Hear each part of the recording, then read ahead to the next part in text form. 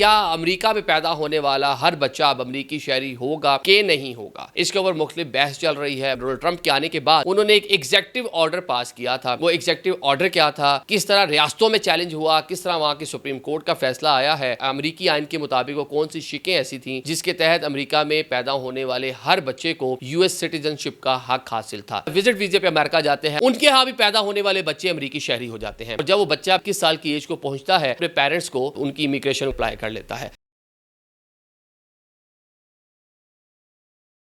अस्सलाम वालेकुम नाज़रीन, मैं हूं आदिल निज़ामी और आप देख रहे हैं मेरा डिजिटल चैनल। नाज़रीन, सवाल ये है कि क्या अमेरिका में पैदा होने वाला हर बच्चा अब अमेरिकी शहरी होगा कि नहीं होगा। इसके ऊपर मुख्तलिफ बहस चल रही है, मुख्तलिफ किस्म की खबरें आ रही है, क्योंकि डोनाल्ड ट्रंप के आने के बाद उन्होंने एक एग्जेक्टिव ऑर्डर पास किया था।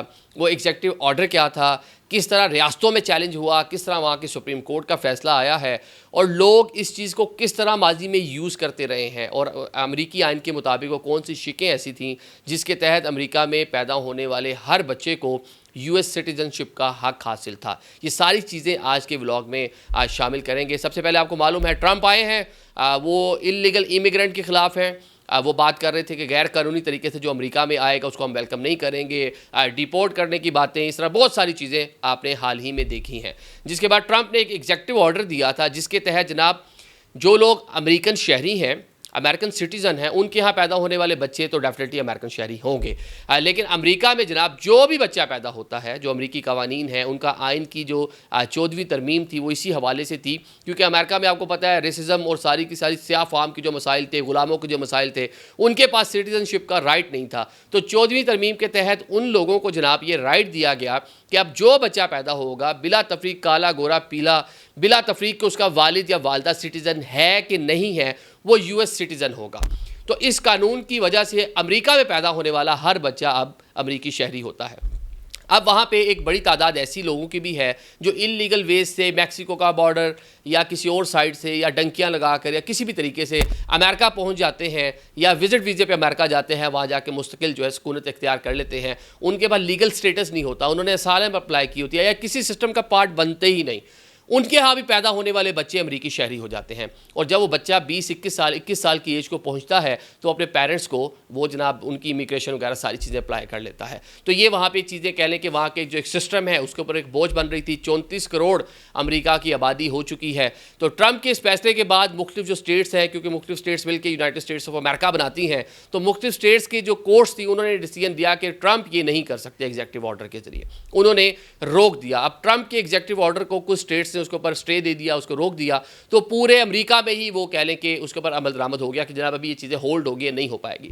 अभी जो अमेरिका की सुप्रीम कोर्ट है उन्होंने ट्रंप का जो ऑर्डर है उन्होंने कहा जी कि जो रियासती अदालतें हैं वो सदारती एग्जेक्टिव जो ऑर्डर है उसको नहीं रोक सकती। तो लिहाजा जो ट्रंप का ऑर्डर है वो ऑर्डर रहेगा, लेकिन ये केसेस जो हैं ये लोअर कोर्ट्स को भेज दिए जाएंगे। अब जो रियासतें हैं उनकी जो ज़ेली अदालतें हैं उनमें ये केसेस चलेंगे। तो फौरी तौर पे कहना कि अब अमेरिका में पैदा होने वाला बच्चा अमेरिकी शहरी नहीं होगा तो ये गलत है। अभी जो भी बच्चा पैदा होगा वो अमेरिकी शहरी होगा। लेकिन कुछ रियासतें जैसा कि फ्लोरिडा थी, वहाँ पर इस तरह था कि किसी ने इसको चैलेंज ही नहीं किया था, वहाँ पर फिर सदर का जो एग्जेक्टिव ऑर्डर है वो अभी से नाफिजुल अमल होगा। तो एक कहने कोई कम्प्लेक्स सूरत हाल बनी हुई है। ये इन्फॉर्मेशन उनके लिए है क्योंकि हमारे जैसे जो ममालिक है पाकिस्तान, इंडिया और बहुत सी इस रीजन के जो लोग हैं, वो जो ब्यूरोक्रेट हैं, जो वेल ऑफ है, जो बिजनेसमैन हैं, जो अपनी लाइफ प्लान करते हैं, जो बहुत आगे का सोचते हैं कि चलें जी अभी आज हम 30-32 साल के हैं, 35 साल के हैं, हम ब्यूरोक्रेसी में रोल प्ले कर रहे हैं, हम किसी जगह ब्यूरोक्रेट हैं पाकिस्तान में,